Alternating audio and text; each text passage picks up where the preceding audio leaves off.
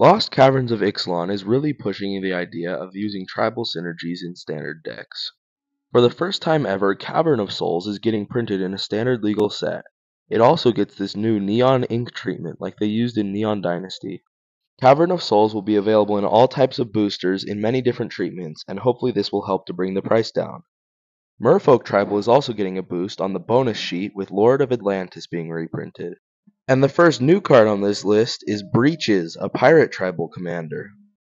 Ixalan is a plane full of dinosaur creatures, and as such, the cards are often focused around dinosaurs.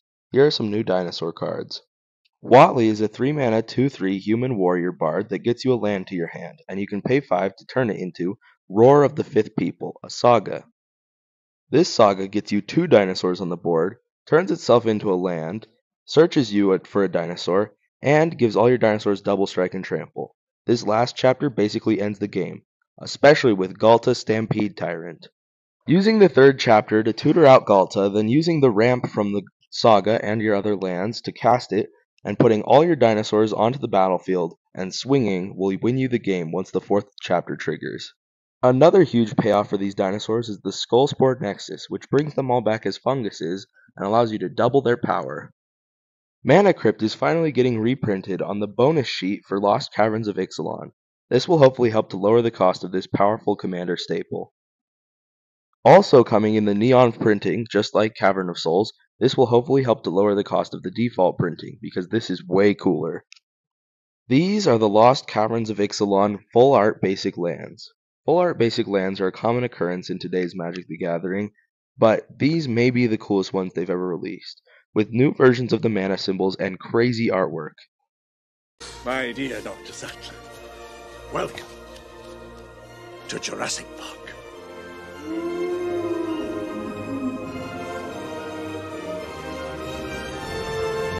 With the recent release of Imodain the Pyro Hammer, it seems like Wizards of the Coast is really trying to push Burn in Commander. This idea is further strengthened by the new Oger Axonal Deepest Might from Lost Caverns of Ixalan. This is an Ixalan god, a 4/4 trampler, that will turn all of your burn spells into 4 damage burn spells, as long as they're less than that already. It's also very hard to remove because it will keep transforming into this land, and then for just 3 mana you can turn it back into the creature. This seems like an insane new commander. Turning all your shocks into 4 damage blasts is very powerful. Indominus Rex Alpha is a brand new card coming in the Lost Caverns of Ixalan Jurassic Park bonus sheet.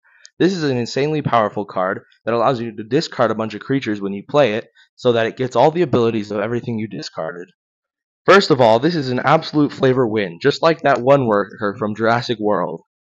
There are many creatures that have 2 of these abilities, that when discarded will give it 2 of the abilities. But there are even more that have 3 of these abilities.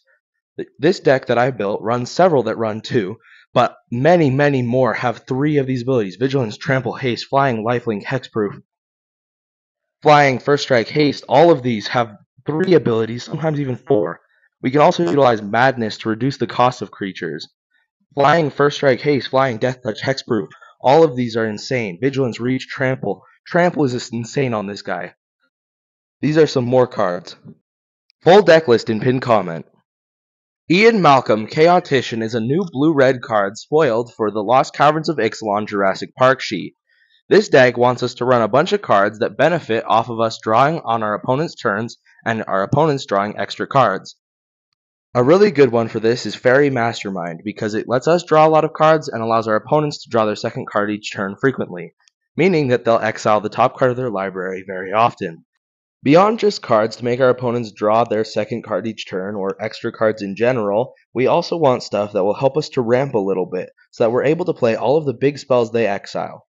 This way, we won't be exiling anything big whenever we draw extra cards, so our opponents won't be able to benefit off our cards, but we'll be able to benefit off theirs.